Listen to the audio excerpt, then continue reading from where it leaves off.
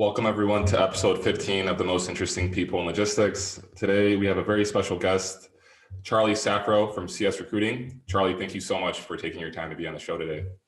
Thanks so much. I'm excited to be here and looking forward to our chat. Definitely. Charlie, I think a lot of people in the industry know CS Recruiting.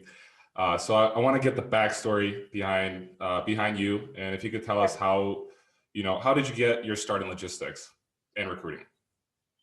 Yeah, I fell into the industry like many people. So, quick background, I graduated college and actually went into advertising. I did that for the first 6 years or so of my career. My husband was a freight broker out of college. So, about 2 years into his career, he had an idea to start a technology company. This was back in 2000. So, it was one of the very early load board ideas and really forming a community where shippers and carriers and brokers could connect to do business. So after I had our first son, I went back to my marketing job. It was great, but it was a grind, and I wanted just more of a work-life balance. So I went to work for my husband at his technology company. They had about 8 employees then. It was called Real Time Freight. And they put me in a recruiting position really out of default. I was the one person who had capacity. They were going through growth. And honestly, I taught myself how to recruit. I learned the industry just by being in that environment. And, we hired carrier reps and customer reps from brokerages who could sell the service to those audiences, and just really like absorbed what was going on around me. So they sold the business in 2010, and I think we had about 110 employees at that time. So I got a lot of experience recruiting. This was pre-LinkedIn, so this was old school recruiting, Craigslist, putting up flyers in coffee shops. And then I stayed on with the new owners doing a couple freelance projects. And then before I knew it, I all of a sudden was getting some requests to do some recruiting projects and more freelance work. So at this point, LinkedIn had really surfaced. I was out there as a logistics recruiter. A brokerage contacted me, then another brokerage contacted me. I had just had my third son. So I had no intentions of really like starting a business, but before I knew it, I'm definitely, someone who takes advantage of opportunities. I like to deliver. I like to connect people. And before I knew it, I had a lot of clients and a lot of search opportunities, and I formed CS Recruiting. So wasn't like your traditional business plan. I didn't go out and get a loan at a bank. It was just me hustling and, really earning the respect in the industry, and got to a point where it was time to scale so I could continue to deliver. And I did just that. It's fascinating. I read something a week ago, and this guy said that you shouldn't start a business unless someone's asking you to start a business. And it seems like a lot of people came to you and essentially asked you to start CS Recruiting. Technically, that's a great way to put it. The demand was definitely there. And going back to 2010, there weren't a lot of recruiters that understood the industry. So there were generalized recruiting firms, and that's what a lot of the brokerages relied on, or they had their in-house teams. But there was definitely a need in it for the need in the market for somebody who knew supply chain, knew brokerage, really just understood the competitive landscape, but also had the network. So that's a great way to frame it up. The demand was there, and I just took advantage of it. Definitely. Charlie, could you tell us how the early stages looked like at CS Recruiting, and how did you scale it to where it is right now? Yeah, so really great question, and could be a whole conversation in itself. But the early days, I was in the business. I was a recruiter, and looking back, it was the best way to start a company and grow a company because I did the job, and I did the job when it was a much harder job. I didn't have all the resources. I didn't have the technology that our team has today. So I was in it, getting my hands dirty. My first year in business, our revenue was about $4,200. And I look back at that and I'm like, you know what, I was excited about that. Most people would look at that and be like, oh gosh, that means give up, and it's not sustainable. But to me, it proved that this was a need and it was a need that people would pay for. So that's what really gave me the motivation is, you connect people, you see these fruitful relationships and opportunities that come out of your introductions. And when you validate that people will pay for that introduction, you realize there's a need in the market. So just took a lot of consistency, a lot of grind, a lot of hustle, a lot of proving it to the audience. But I would also say proving it to myself that this was something that I could do and I could be good at and really carve out that niche in the market. So I would say those early days, what did it look like? I had a newborn child, and at 2 a.m, when I would get up to feed him, I would sort through resumes. I would connect with people on LinkedIn. And I almost feel like that was like my competitive advantage in a weird way, that I had these like hours in the middle of the night that nobody else could take advantage of. And that's really what got me ahead when I was a one woman show. It's amazing. So how long did it take for you to hire someone? How long were you just a one person show? So I did it on my own for about a year, and then my first hire was actually my husband. So after Wow. he sold his company, he was under a non-compete and just kind of trying to figure out what he wanted to do next. He knew he wanted to leverage his knowledge and network in the industry. So I brought him on my team, and I give him a lot of credit for helping me grow the business. Like, I am a worker bee, so I just want to log in every day and go, go, go. But I didn't know how to, create a website or form an LLC or even, get a business bank account. So he really helped me grow the business for about the first 8 years. And so we started the business 2010.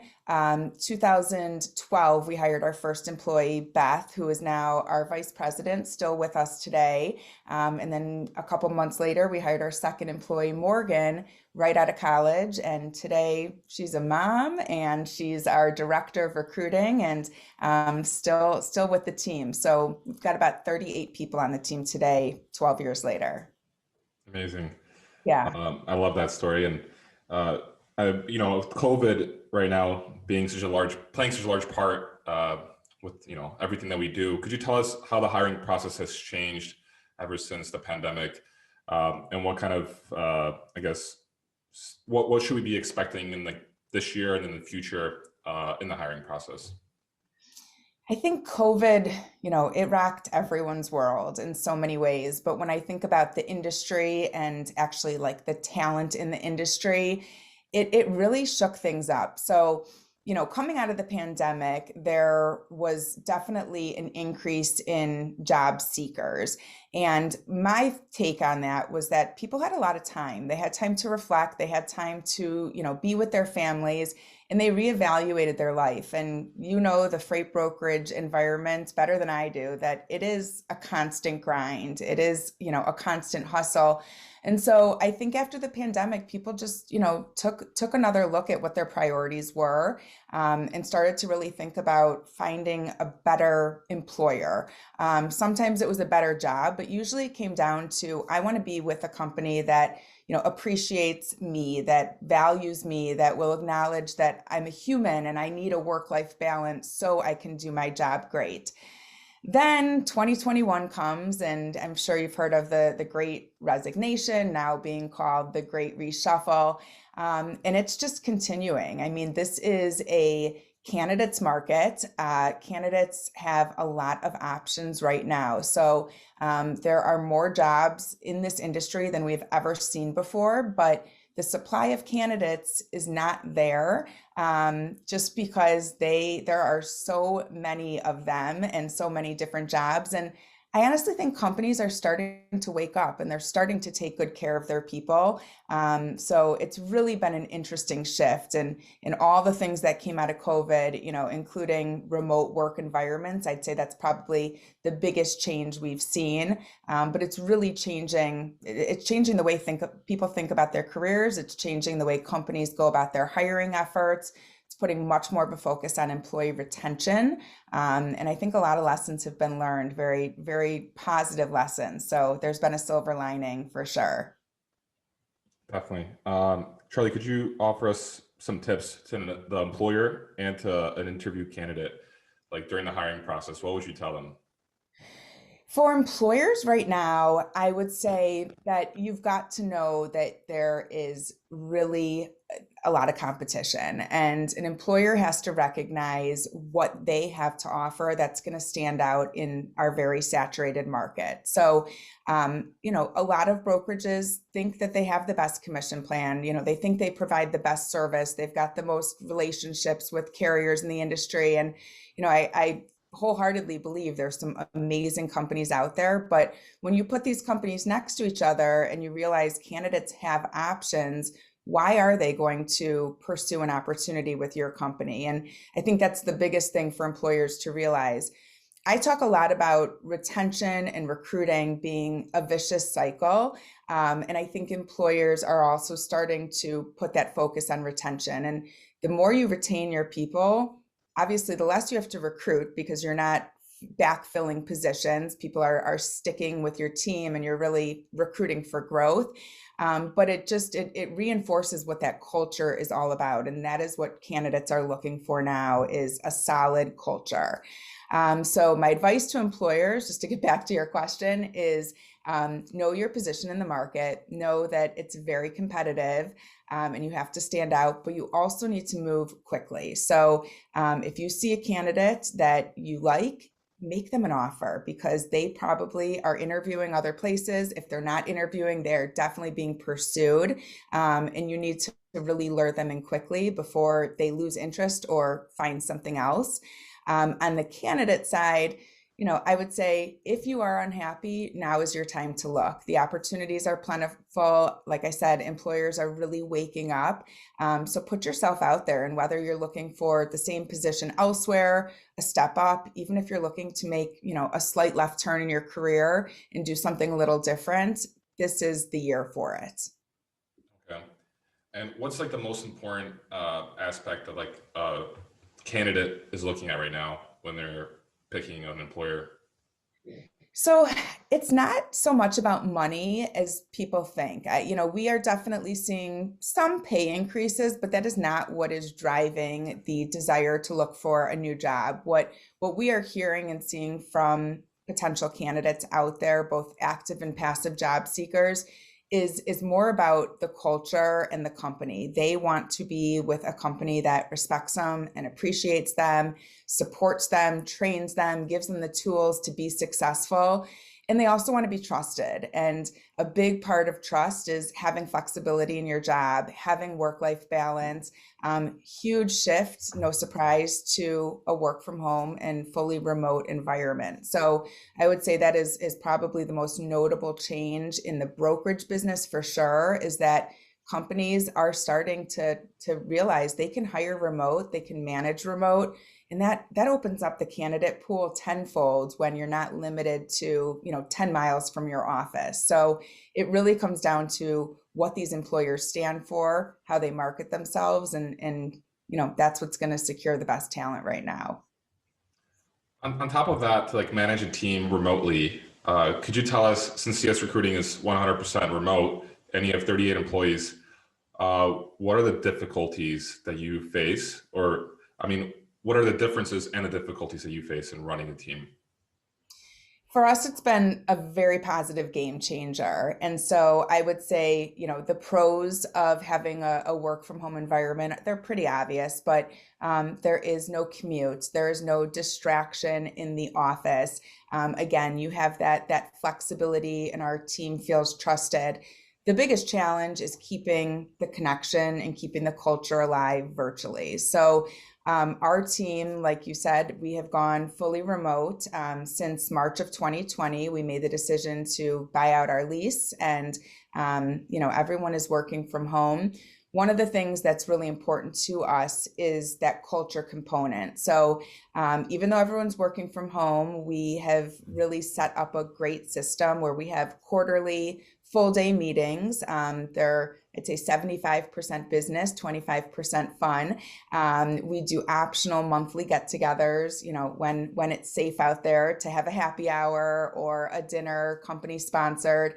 We're actually going on a retreat to Mexico in 3 weeks. So doesn't get any better than that in terms of, bonding and connecting as a team. So I'd say those are some of the things that we've put in place. Other ideas, something as simple as Slack. We did not use Slack prior to the pandemic. And now that we're work from home, that has been an amazing platform to keep conversations going, to learn about coworkers. We have a lot of channels that are focused on the day-to-days of our business, but then we've got a channel about pets and a channel about, random TV show suggestions. And it really is very cool when you can catch up on those discussions and you learn so much for yourself and so much about your coworkers. So it's a lot of effort to make it work virtually, but it can be done. And again, we've seen a huge payoff in the happiness of our employees, but also just the momentum and the productivity has gone way up. Okay. With your customers, how many of them percentage-wise are actually fully remote or allowing their employees to be remote? Great question.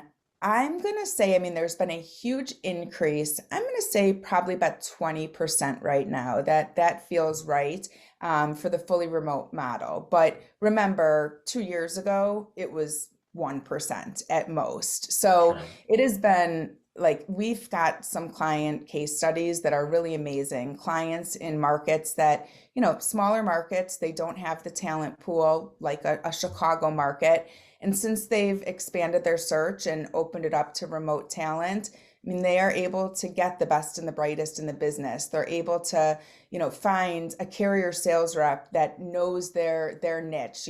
Before it was we'll find anyone within 10 miles who knows what a truck is. And now, they have a little bit more of the pick of the litter because they can go remote. So it's continuing to grow. It's definitely a tactic and a strategy that we're suggesting to our clients. I know not everyone can do it. Not every company is on board to do it, but when you are on the hunt for talent and the market is the way it is today, I would say, culture is by far the biggest competitive advantage. Remote, flexible work location is number 2. So I'm hoping that 20% continues to increase. Sure. And then Charlie, to wrap it up here a little bit, what advice would you offer a 20-year-old who just graduated college? I would say my advice in life for them is that you haven't peaked yet and you've got a long road ahead of you. So keep climbing up that mountain and really looking for opportunities in the next big thing. From a career standpoint, I didn't get into recruiting or logistics till I was about 28, 30 years old. So there's plenty of time. You can make a career change. You can, still learn something new. It's all about networking though. I firmly believe who you know is going to really set the tone for your job search. And I'm not talking about, being born with a silver spoon. Who you know because you make the effort to network and build relationships and get to know people. And that could really pave the way for a very successful career if you use your network appropriately. Definitely. I totally agree with that, Charlie. And I want to add that actually through CS recruiting, I was able to land my job at Everest, where I worked for 4 years, and I loved it. And I had 4 job interviews lined up within 4 days, and I had 4 job offers. So that's amazing. And that was what, 4 years ago or so? That was in 2017, early 2017. That's awesome. Well, I'm glad we could help you. I know it was a pleasure for our team as well. Yeah, I was really happy, and I bought cupcakes for Arbella, and it was a great day. That's very cool. If someone is interested right now, they're at a freight brokerage, or do you also work with dispatchers, or is it mostly freight brokerages? Yeah, no, our audience of clients and our network of candidates is, 3PLs. So obviously lots of very traditional transactional brokerages, but we're also working with managed trans and contract logistics. We work with asset-based providers, transportation and warehousing. We work with manufacturers and distributors. And that's really important. I think somebody in a brokerage, if you are a dispatcher, if you are a carrier rep and you're burnt in brokerage, there are opportunities on the shipper side if that's a path you're interested in to, be a logistics coordinator, be a transportation manager, or a routing specialist. So it's really very cool that we can work with a network that has experience, whether it's transportation, manufacturing, distribution, procurement. We can look at their skill set and really help them identify like multiple different paths that make sense for them, and then obviously guide them down the path that's of most interest. So that's another piece of advice is like you're not stuck in your first or second job. You have to think really about your skill set and what you like to do, and then combine those to figure out what's next. Definitely. And Charlie, if someone is interested in, potentially looking for a new employer, how could they reach out to CS Recruiting? LinkedIn is where it's at for us. Obviously, they're welcome to visit our website, cs-recruiting.com, reach out to us through there, but we're very active on LinkedIn. You can find any of our recruiters. I would be happy to have a dialogue with someone directly if they wanted to reach out to me. So yeah, every conversation we have is completely confidential. And recruiting is a free service to candidates. I don't think a lot of people realize that we are paid by the company that is looking for the hire. So any passive or active job seekers, if you're even remotely interested, there's really, no risk in reaching out to see what your value is in the market and to know what opportunities are out there. Well, Charlie, on that note, I would like to thank you so much for being on the show, the most interesting people in logistics. I really like what you put out on LinkedIn, so I want everyone to make sure to go follow Charlie and to connect with CS Recruiting. Thank you, Charlie, once again. Thank you. It's been a nice chat with you. Appreciate it. Of course. And that's a wrap for episode 15.